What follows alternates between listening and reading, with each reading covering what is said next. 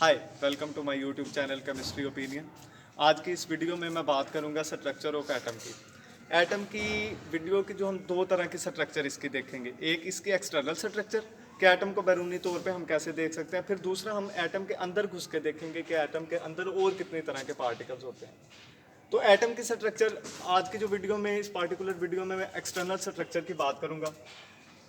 Atom की structure को समझने से पहले हम केमिस्ट्री की इसका बैकग्राउंड देख लेते हैं। केमिस्ट्री क्या चीज़ है, उसके बाद मैटर क्या होता है, उसके बाद एटम का हिस्टोरिकल बैकग्राउंड कि एटम कहाँ से किस तरह से वजूद में है। एफएससी का स्टूडेंट हो, मैट्रिक का स्टूडेंट हो, ओ लेवल का स्टूडेंट हो या ए लेवल का, सभी को केमिस्ट्री के टॉपिक में एटम के साथ डील करना ही पड़ता है। तो चलें शुरू करते हैं हम अपनी वीडियो को। Chemistry, the word chemistry, the branch of science that deals with the physical and chemical state of matter। Science की वो ब्रांच जिसमें हम फिजिकल और केमिकल स्टेट्स का हम मुवाजना करते हैं, स्टडी करते हैं मैटर को, उसको केमिस्ट्री कहा जाता है। अब फिजिकल स्टेट और केमिकल स्टेट, कोई भी एलिमेंट है उसकी दो तरह की स्टेट्स होती हैं। कोई भी चीज़ है, मैटर है, उसकी दो तरह की स्टेट्स होती हैं, या तो फिजिकल स्टेट्स होती हैं, केमिकल स्टेट।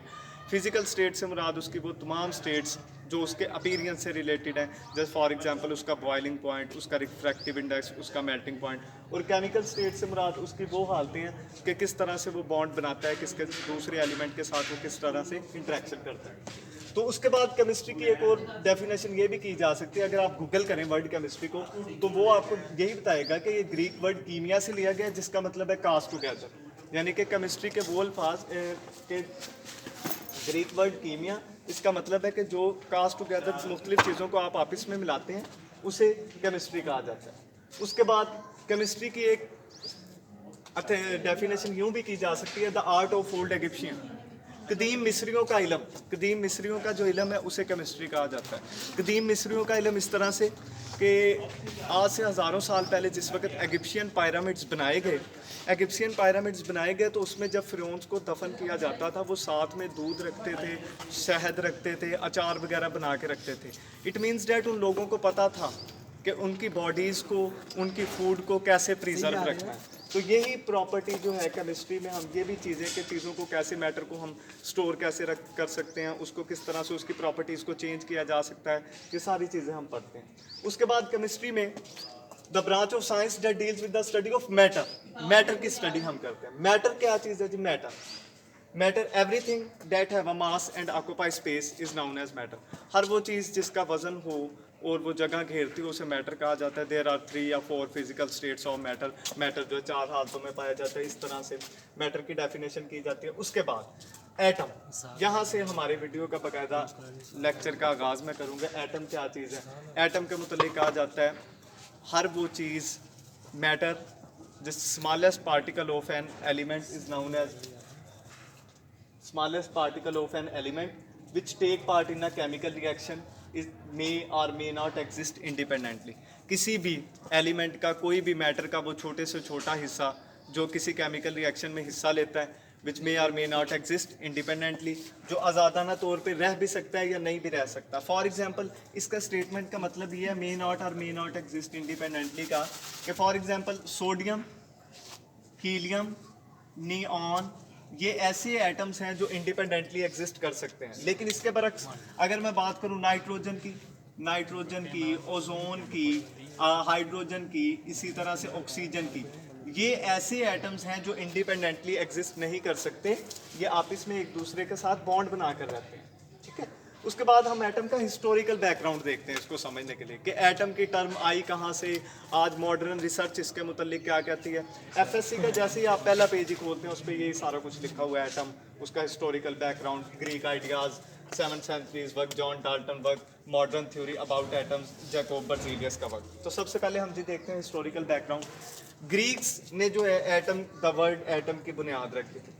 ग्रीक ऐसे लोग हैं जिन्होंने तकरीबन साइंस की जितनी भी ब्रांचेज हैं, बायो की आपको बेस ग्रीक से मिलेगी, केमिस्ट्री के जो बेस है वो भी आपको ग्रीक से मिलेगी, मैथमेटिक्स की बहुत सी टर्म्स ऐसी हैं जिनकी आपको बेसिक जो उनका बेस है वो आपको ग्रीक से ही मिलेगा। तो ग्रीक क्या थे? ग्रीक्स के मुतालिक ये था कि matter, everything that have mass occupy space matter, उसको अगर हम डिवाइड करें, सब डिवाइड करें, सब डिवाइड करते जाएं, तो हम एक ऐसे बेसिक पार्टिकल पर पहुंच जाएंगे जिसे हम मज़ीद तोड़ नहीं सकेंगे। एक साइंटिस्ट था डेमोक्राइटस। डेमोक्राइटस ने उसे नाम दिया था एटम का। Democritus give the word atomos which means indivisible, जिसका मतलब क्या था? इंडिविजिबल, जिसे तोड़ा ना जा सके। अगर हम बात करें किस तरह से इसको बोलेंगे, matter, Greek philosophers thought that matter could be divided into smaller and smaller particles to reach a basic unit which cannot be further subdivided. Democritus called these particles atomos, derived from the Greek word atomos, which means indivisible. उसके बाद 17th century में क्या work हुआ इसके ऊपर?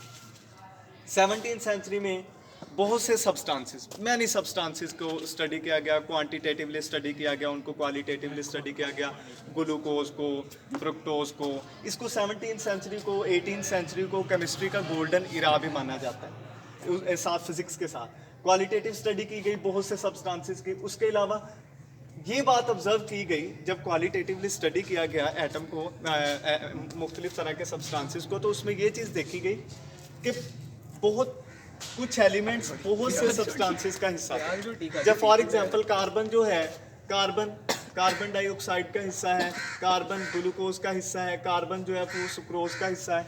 इसी तरह से ऑक्सीजन कार्बन डाइऑक्साइड का भी हिस्सा है। Oxygen, this is a part of carbon dioxide. Oxygen, it is the part of water.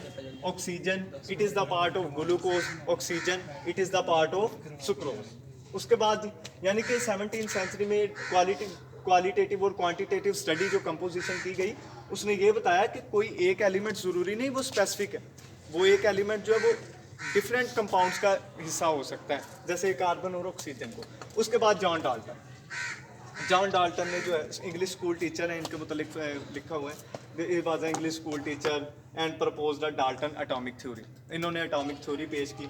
Atomic theory इनकी कुछ इस तरह से थी, डाल्टन की atomic theory, the atoms of same element are alike. एक ही तरह के जो एटम्स है, और ये बाद में आइसोटोप्स का जिस वक्त फिनोमेना डिस्कवर हुआ तो इसको डिस्प्रूव कर दिया गया था। Atoms of same element are alike, एक ही एलिमेंट के जो एटम्स हैं वो एक जैसे होते हैं, एक ही एलिमेंट्स के जो एटम है वो एक जैसे होते हैं। इसके अलावा डाल्टन की एटॉमिक थ्योरी का एक नुकात ये भी था कि all matter is composed of different elements, all matter is composed of different type of elements which have same in chemical properties, which have same properties, which have same properties। ये Dalton की atomic theory थी। उसके बाद modern theory, हमारे जो second lecture होगा उसका यहाँ से ही है, modern theory about atom. Atom के मुतालिक कहा जाता है कि 100 ऑफ पार्टिकल्स जो हैं एटम के अंदर एग्जिस्ट करते हैं। इनमें electron, proton, neutron, neutrino, anti neutrino, ये सारे के सारे पाए जाते हैं। बेसिक जो फंडामेंटल पार्टिकल्स हैं वो इलेक्ट्रॉन, प्रोटॉन और न्यूट्रिनो। अब ये जो 100 सच पार्टिकल्स एटम्स के अंदर पाए जाते हैं, इनके मुतालिक नेक्स्ट वीडियो में मैं बात करूँगा कि वो 100 सच पार्टिकल्स हैं कौन से हैं। उनको क्लासीफाई किया जाता है लेप्टॉन्स में, मीजोन्स में, फर्मियोन्स में, बोसोन्स वगैरह में, उनको क्लासीफाई किया जाता है। 100 सच पार्टिकल्स एटम के अंदर एग्जिस्ट करते हैं। इनमें से जो बेसिक पार्टिकल हैं इलेक्ट्रॉन, प्रोटॉन और न्यूट्रॉन है। उसके बाद जैकोब बर्जीलियस का वर्क, जैकोब बर्जीलियस को जो है केमिस्ट्री में बहुत ज़्यादा अहमियत हामिल है। जैकोब बर्जीलियस के वर्क की एक तो वजह ये है कि Jacob Berzelius develop the atomic masses of very elements, बहुत से एलिमेंट्स के उन्होंने एटॉमिक मासेस डिस्कवर किए। उसके अलावा एलिमेंट्स को सिंबल देने का तरीकाकार, जैसे फॉर एग्जांपल हाइड्रोजन है तो बार बार आप हाइड्रोजन लिखने की बजाय सिर्फ आप H का वर्ड यूज़ करेंगे, this is known as the symbol. Hydrogen के लिए H इस्तेमाल किया जाता है, ऑक्सीजन के लिए O इस्तेमाल किया जाता है। तो ये जैकोब बर्जीलियस ने एटम को सिंबल देने का नाम शुरू किया। और उन्होंने बहुत से डिफरेंट एलिमेंट्स भी डिस्कवर किए, जिनमें के सिलीनियम, सिलिकॉन, थोरियम वगैरह आते हैं। तो जैकोब बर्जीलियस ने इस तरह से डिस्कवर किया था। तो ये सारे का सारा स्ट्रक्चर ऑफ एटम के मुतालिक बात की है। केमिस्ट्री की आप डेफिनेशन देख लें, मैटर की डेफिनेशन देख लें, एटम की डेफिनेशन देख लें, स्मॉलेस्ट पार्टिकल। उसके बाद इसका हिस्टोरिकल बैकग्राउंड हम लोगों ने देखा, ग्रीक के उसमें क्या कंट्रीब्यूशन थी, 17th सेंचुरी में एटम के मुतालिक क्या कहा गया, जॉन डाल्टन का उसके मुतल्लिक क्या वर्क था, जैकोब बर्जीलियस का क्या वर्क रहा उसके बाद उसके ऊपर, और एटम के अंदर जो 100 सच पार्टिकल्स हैं, ये बेसिकली डिस्कस करने वाली वीडियो है। 100 सच पार्टिकल्स जो एटम के अंदर पाए जाते हैं, इसके मुतल्लिक मैं नेक्स्ट वीडियो में बात करूँगा। खुदा हाफिज़।